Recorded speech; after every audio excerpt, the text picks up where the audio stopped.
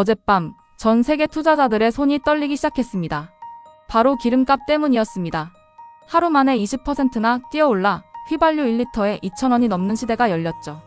주식 앱을 켜면 빨간 숫자가 쏟아지고 뉴스에선 무서운 단어들이 쏟아집니다. 당연히 증시도 폭락했을 거라 생각하실 겁니다. 그런데 이상합니다. 미국 증시는 생각보다 멀쩡했거든요. 모두가 겁먹고 도망칠 때 누군가는 오히려 조용히 주식을 사들이고 있었습니다. 안녕하세요. 여러분의 경제 내비게이션 스카디입니다. 공포 속에 숨겨진 기회의 지도 오늘 함께 펼쳐보도록 하겠습니다. 기름값이 오르면 뭐가 문제일까요? 단순히 주유소에서 돈을 더 내는 것만이 아닙니다. 우리가 입는 옷, 먹는 과자 봉지, 타는 버스, 심지어 스마트폰 케이스까지 전부 석유에서 나온 재료로 만들어지거든요. 플라스틱도 고무도 비닐도 결국 기름이 변신한 모습입니다. 그래서 유가가 뛰면 세상 모든 물건값이 슬금슬금 따라오르기 시작하죠. 편의점 삼각김밥이 비싸지고 택배비가 오르고 엄마 아빠 월급은 그대로인데 장바구니는 점점 가벼워집니다. 이걸 어려운 말로 인플레이션이라고 부르는데 쉽게 말하면 돈의 힘이 약해지는 겁니다. 여기에 경기까지 안 좋아지면 스태그플레이션이라는 더 무서운 상황이 옵니다. 물가는 오르는데 일자리는 줄어드는 최악의 조합이죠. 지금 투자자들이 두려워하는 건 바로 이 그림자입니다. 그런데 흥미로운 건 이 공포가 전 세계 똑같이 퍼지는 게 아니라는 점인데요. 석유가 오르면 모든 나라가 똑같이 힘들어질 것 같지만 사실 나라마다 사정이 다릅니다. 한국은 원유를 수입해서 정유 공장에서 가공하는 구조예요. 그래서 국제 유가에 바로 영향을 받죠. 반면 미국이나 중동 국가들은 자기 땅에서 기름이 나오니까 오히려 유가가 오르면 돈을 버는 입장이에요. 중국은 조금 다른데 석탄을 많이 써서 화학 제품을 만들거든요. 그래서 석유보다는 석탄 가격에 더 민감합니다. 이렇게 각 나라가 에너지를 얻는 방식이 다르기 때문에 같은 위기가 와도 받는 충격이 다릅니다. 한국처럼 원유를 거의 전량 수입하는 나라는 기름값 변동에 취약할 수밖에 없어요. 마치 식재료를 전부 배달에 의존하는 식당과 텃밭을 가진 식당의 차이랄까요. 배달비가 오르면 누가 더 힘들지 답은 뻔하잖아요.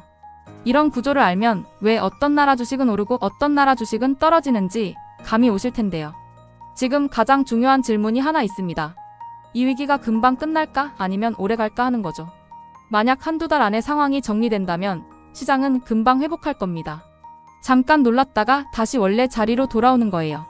하지만 지정학적 갈등이 길어지거나 산유국들이 일부러 생산량을 줄인다면 이야기가 달라집니다. 고유가가 몇 년씩 이어지면 기업들은 버티기 힘들어지고 물가는 계속 오르고 사람들은 지갑을 닫게 되죠. 역사를 보면 1970년대 오일 쇼크 때 비슷한 일이 있었어요. 그때는 기름값이 몇 년 동안 높게 유지되면서 전 세계 경제가 크게 흔들렸습니다. 지금 상황이 그때처럼 될지 아니면 짧게 끝날지 아무도 확신할 수 없어요. 그래서 투자자들은 두 가지 시나리오를 모두 준비해야 합니다. 불확실할 때일수록 한쪽에만 베팅하면 위험하거든요. 그렇다면 과거 위기에서 사람들은 어떻게 대응했을까요? 1970년대 오일 쇼크는 분명 재앙이었습니다. 하지만 그 속에서 뜻밖의 승자가 나타났어요. 바로 일본 자동차였죠. 기름값이 치솟자 미국 사람들은 기름을 많이 먹는 큰 차 대신 연비 좋은 작은 차를 찾기 시작했거든요. 도요타와 혼다는 이 기회를 놓치지 않았습니다.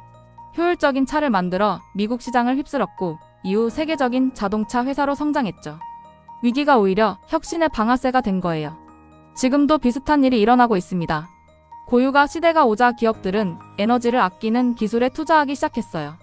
인공지능으로 공장 효율을 높이고 스마트 그리드로 전기를 아끼고 재생에너지 비중을 늘리는 거죠. 힘든 시기가 기업의 체질을 바꾸는 계기가 되는 셈입니다. 결국 위기를 견딘 기업은 더 강해져서 돌아오게 되는데요. 여기서 한 가지 의문이 생깁니다. 유가가 이렇게 올랐는데 왜 주식시장은 생각보다 안 떨어졌을까요? 이유가 있습니다. 첫째, 이미 많은 투자자들이 위험을 예상하고 미리 대비했어요. 전쟁 가능성이나 산유국 갈등 뉴스가 계속 나왔거든요. 미리 주식을 줄이거나 방어적인 종목으로 옮겨놓은 사람들이 많았습니다. 둘째, 에너지 관련 주식이 오르면서 지수를 받쳐줬어요. 정유회사나 가스회사는 기름값이 오르면 오히려 돈을 더 벌거든요. 이런 종목들이 올라서 전체 지수가 덜 빠진 겁니다. 셋째, 시장은 항상 미래를 봅니다.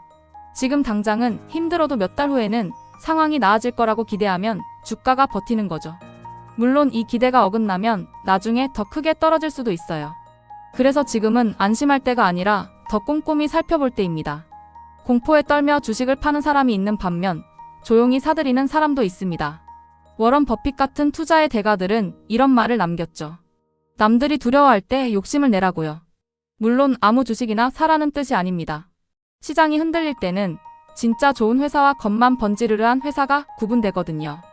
돈을 잘 버는 회사, 빚이 적은 회사, 경기가 나빠도 사람들이 계속 쓸 수밖에 없는 제품을 가진 회사. 이런 곳들은 위기 때 주가가 떨어지면 오히려 싸게 살 기회가 됩니다. 백화점 세일 기간에 평소 눈여겨봤던 비싼 옷을 사는 것과 비슷해요. 다만 중요한 건 내가 그 회사를 제대로 알고 있느냐는 거예요. 잘 모르는 회사를 싸다고 덜컥 사면 세일이 아니라 함정이 될 수도 있거든요. 그래서 위기일수록 공부가 필요합니다. 그렇다면 우리 같은 평범한 사람은 어떻게 해야 할까요? 가장 중요한 건 한 바구니에 계란을 다 담지 않는 겁니다. 주식만 가득 담지 말고 현금도 좀 남겨두고 성격이 다른 자산들을 섞어 놓으라는 뜻이에요. 예를 들어 유가가 오를 때 같이 오르는 에너지 관련 주식을 조금 담아두면 방패 역할을 할 수 있습니다. 반대로 기름값에 민감한 업종만 잔뜩 가지고 있으면 위험하겠죠.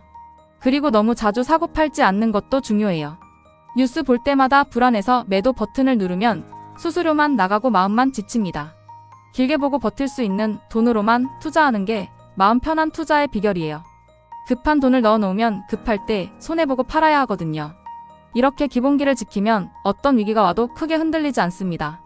모든 위기에는 끝이 있습니다. 그리고 그 끝에는 새로운 기회가 기다리고 있죠. 1970년대 오일 쇼크 이후 에너지 효율 기술이 발전했고 2008년 금융위기 이후 더 강한 금융 규제가 생겼습니다. 지금 이 순간도 마찬가지예요. 고유가가 아프긴 하지만 이 고통이 기업과 정부를 변화시키는 힘이 되기도 합니다. 더 효율적인 에너지 사용, 더 다양한 에너지원 확보, 더 튼튼한 공급망 구축. 이런 변화는 결국 우리 모두에게 이익이 되어 돌아올 거예요.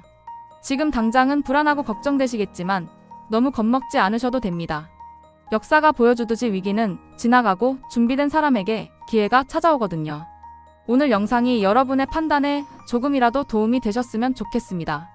불안한 시장 속에서도 흔들리지 않는 여러분이 되시길 응원하면서 스카디는 다음 영상에서 또 찾아뵙겠습니다.